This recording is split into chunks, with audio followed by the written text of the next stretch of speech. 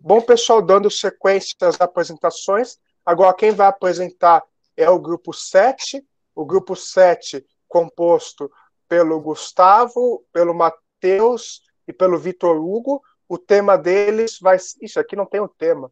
Qual que foi o tema que vocês ficaram? Que eu lembro que tinha um problema com relação ao grupo 19, né? A gente estava com o binômio de Newton para o ensino médio, mas esse tem um conflito e aí a gente pegou o teorema do binômio, que é basicamente a mesma coisa. Tá, então o grupo 19 pegou o binômio de Newton, onde vocês pegou o teorema do binômio. Então eles vão tratar sobre o teorema do binômio, tá?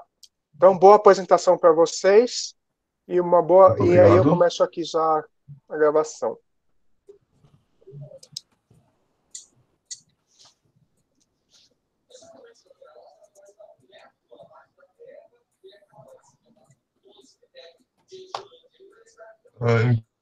Então, boa tarde a todos, aos que estão com a gente aqui ao vivo e aos que estão assistindo depois. Boa tarde, Douglas.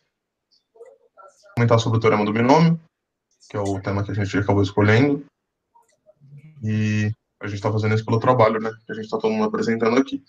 O nosso grupo ele é composto pelo Gustavo, pelo Matheus e pelo Vitor. Eu sou o Matheus.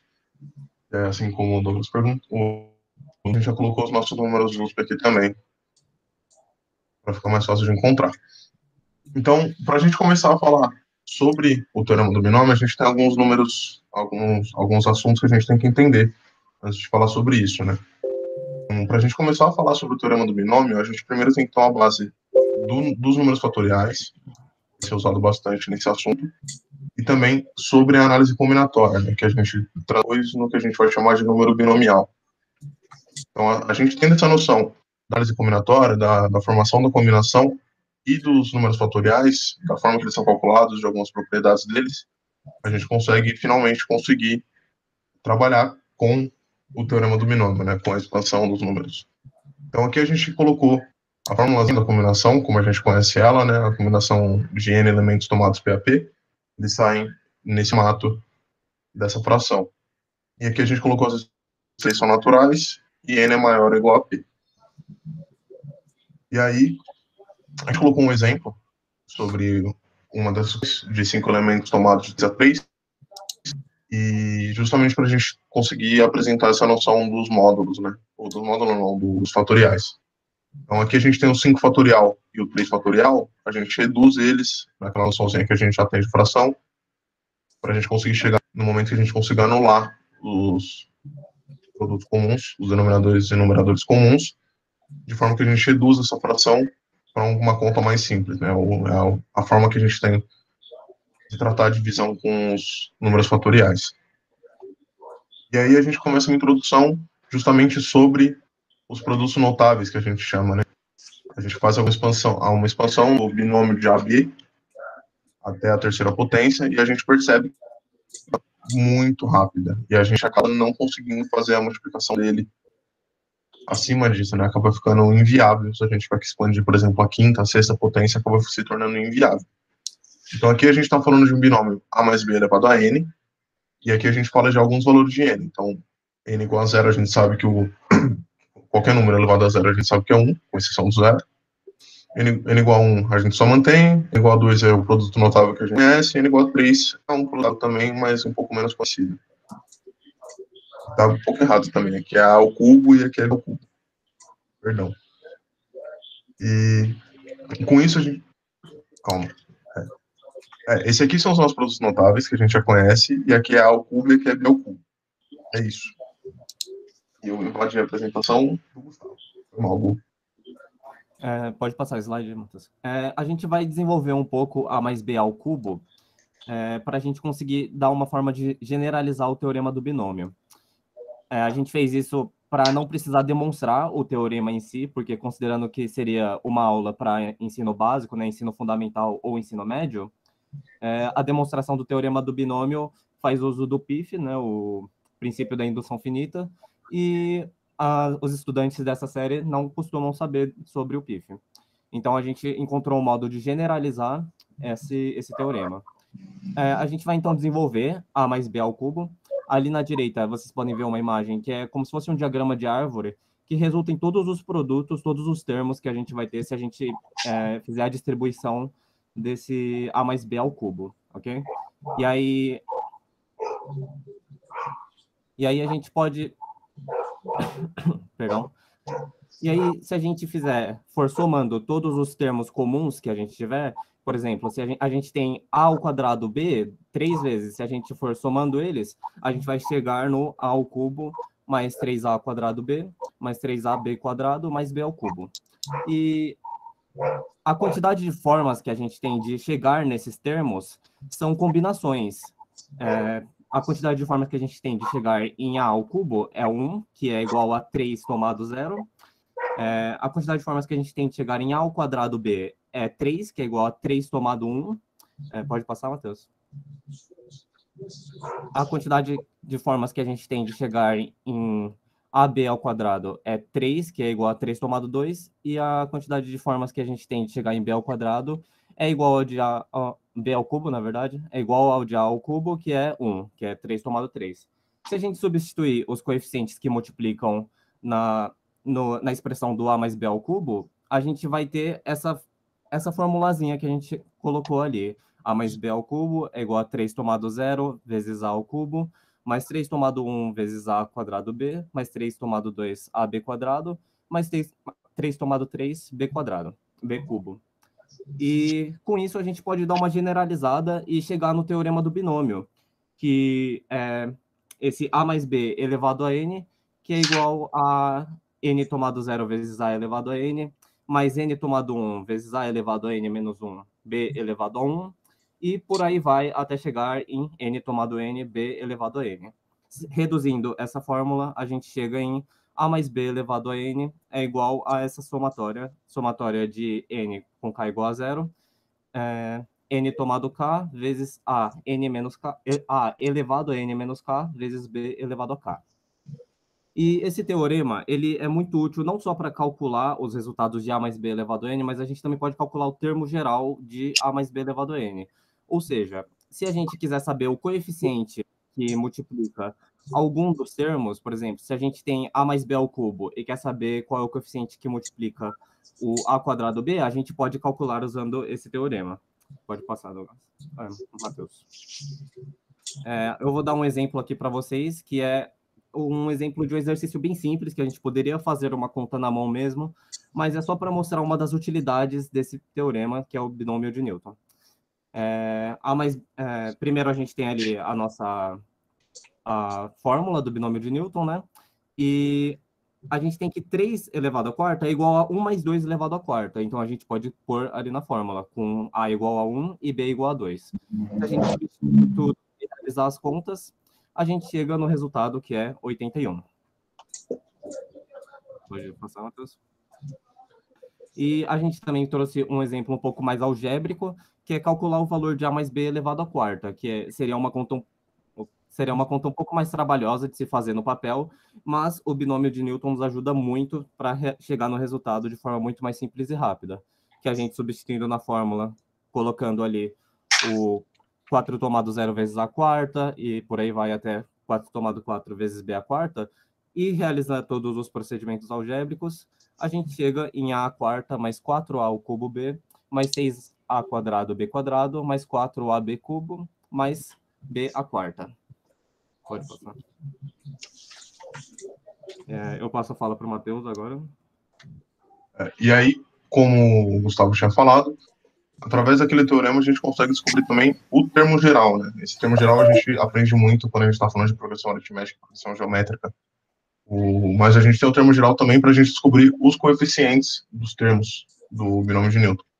Então, ao invés de a gente expandir tudo aquilo para conseguir pegar um termo só, a gente expande ele só um pouquinho para a gente pegar só aquele coeficiente que a gente quer descobrir.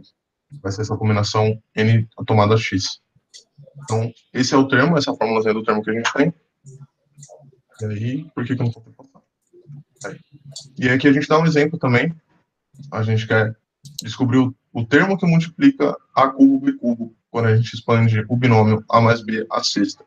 Então, a gente colocou a fórmula, está com algumas letrinhas diferentes, mas é porque agora a gente tem um binômio A mais B elevado a N. Então, agora a gente faz o cálculo aqui baseado naquele termo, e a gente chega para descobrir que quando a gente tiver o nosso produto todo expandido, o número que vai estar multiplicando A ao cubo B cubo vai ser 20. Então, ao invés da gente expandir ele todo, a gente consegue só puxar por essa fórmula. E aí, para finalizar, não tem como a gente comentar sobre o binômio de Newton sem comentar sobre o triângulo de Pascal, que é basicamente um triângulo que ele vai ter uma lei de formação, né? Então, esses dois números acabam formando esse terceiro número pela soma, esses dois formam um 3 pela soma, 3 mais 1 dá 4, 4 mais 1 dá 5, e com essa soma ele vai se formando, então é um triângulo infinito, e todos esses valores, eles são os valores dos coeficientes das expansões binomiais. Então, a gente sabe, por exemplo, o A mais B ao quadrado, que é A ao quadrado mais 2AB mais B quadrado, então aqui vai ser 1A quadrado mais 2AB mais 1B quadrado. Então, esse é só um exemplo que isso aqui é válido para os coeficientes binomiais. E aqui a gente colocou também um pouco do contexto histórico, do conteúdo, que a gente geralmente atribui esse triângulo de Pascal, inclusive o nome dele, para o matemático Blaise Pascal, que é francês, se não me engano, e porque ele usou muito isso durante o século XVII. Mas com algumas pesquisas a gente descobriu que os chineses já usavam isso no século XIII, e a descoberta, na verdade, ela é atribuída a um matemático persa, chamado Omar Khayyam, no século XII ou XI, eu não consegui achar com certeza. E aqui a gente colocou, com péssima qualidade, só uma atribuição dos binômios que a gente tem entre si, né? Do triângulo de Pascal com os binômios de Newton, ou teorema do binômio. Então a gente percebe aqui a relação que eles têm, do 1 com 1, 1, 2, 1 aqui também. Então a gente percebe que é válido e esse triângulo é infinito. Outra coisa que eu queria adicionar, voltar lá naquela lei de formação do binômio de Newton, nessa parte aqui, agora mais focado para o tema correto do trabalho, que é o planejamento da aula, já no segundo ano do ensino médio, os alunos eles acabam estudando as expressões que formam, as expressões que têm a lei de formação para um outro termo, né? Então, no segundo ano do ensino médio, é claro que eles acabam não utilizando essas expressões tão complicadas assim, até porque, se não me engano, eles ainda nem trabalham com análise combinatória, mas isso aqui seria válido para um dos exemplos que seria tratado nessas expressões que formam sentenças, né? Então, essa expressão aqui, é claro, ela é infinita, ela vai até o momento que você quiser terminar ela, e ela é válida porque ela forma outra coisa. Isso seria válido, por exemplo, numa situação de segundo ano, mas isso é só para dar uma ressaltada para um ponto mais correto do trabalho. E é isso. Queria agradecer pela atenção, queria pedir desculpa pelo problema que a gente teve com o Victor, pela demora e pela confusão com o trabalho, mas é isso. Obrigado, Douglas, obrigado pessoal que está aí.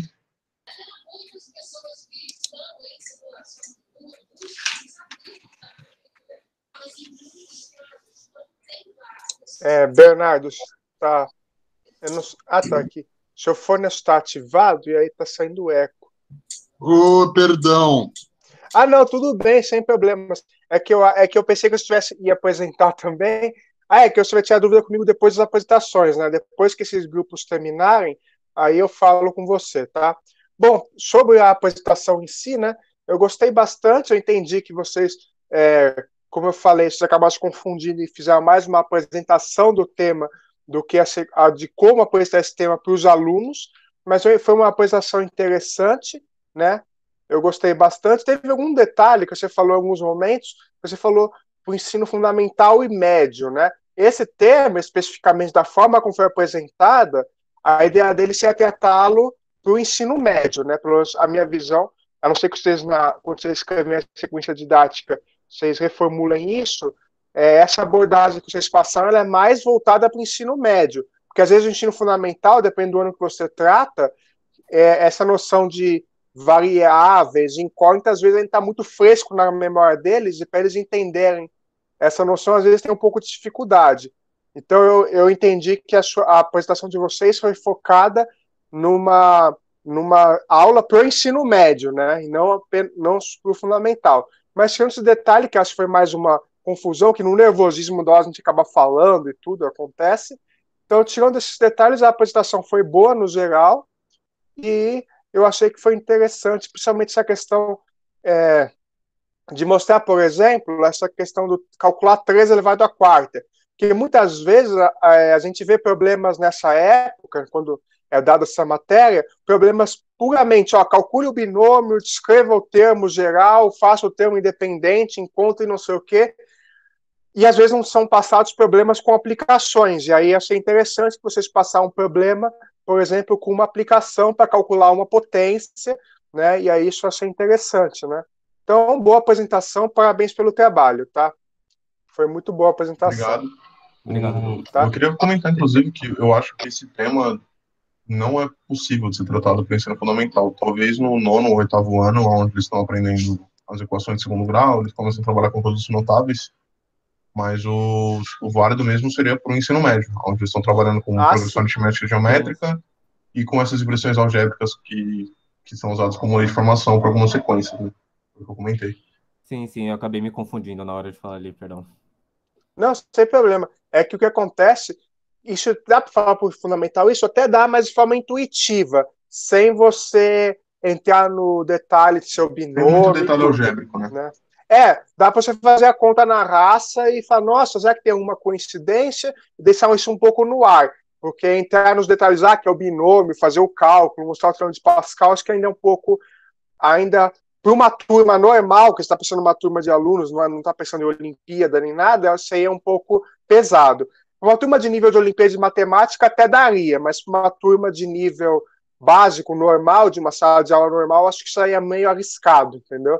Mas é uma boa abordagem, de qualquer forma. Parabéns. E essa observação é sempre importante de fazer, né?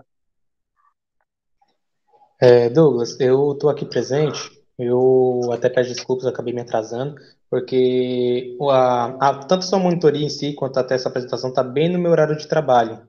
Eu estou trabalhando sim. nesse momento. E até os meninos apresentaram a parte que eu apresentaria do trabalho, porque aqui eu, no meio da apresentação, atendendo aqui cliente, aí acabou... Não, isso eu entendo, que o horário é ruim para todo mundo, inclusive, né? Inclusive eu fiquei com esse horário justamente porque não é nem muito cedo, nem muito tarde, né, também. Mas é que assim, se vocês tiverem qualquer problema, isso eu já estou falando para valer para os próximos grupos. Pode mandar e-mail para mim e falar, olha, eu trabalho até às 6, por exemplo, e só posso apresentar depois das 6. Ou então, que não precisa todo mundo apresentar, tá? Se quiser, eu tenho 4 alunos, se quiser só 2 do grupo apresentar, não tem problema também. Então também tem que lembrar disso. Agora, se todo mundo está trabalhando e não pode, mesmo no home office também é bem pesado essa coisa, e não pode apresentar, pode mandar e-mail, avisar, pedir para apresentar mais tarde, não tem problema nenhum. Inclusive, no dia 13, que é o dia da P1 não, da P2, eu depois no final, eu vou confirmar com vocês no WhatsApp, eu estava pensando em mandar os grupos do dia 13 para o dia 15.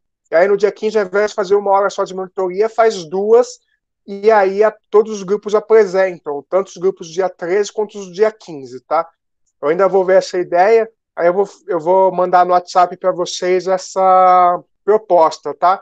Que aí no dia 13 a gente só fala sobre a prova, revisão para a prova P2, tá? A gente não foca na apresentação, até para já chega do nervosismo de apresentar trabalho, aí tem o nervosismo de prova também, ansiedade, tudo, eu sei como que é ruim isso. Então eu vou tentar ver se dá para fazer isso, vocês concordarem, tá? Bom, então parabéns. Então, deixa eu aqui fazer aquele negócio de paralisar o grupo e recomeçar, né, para a gravação.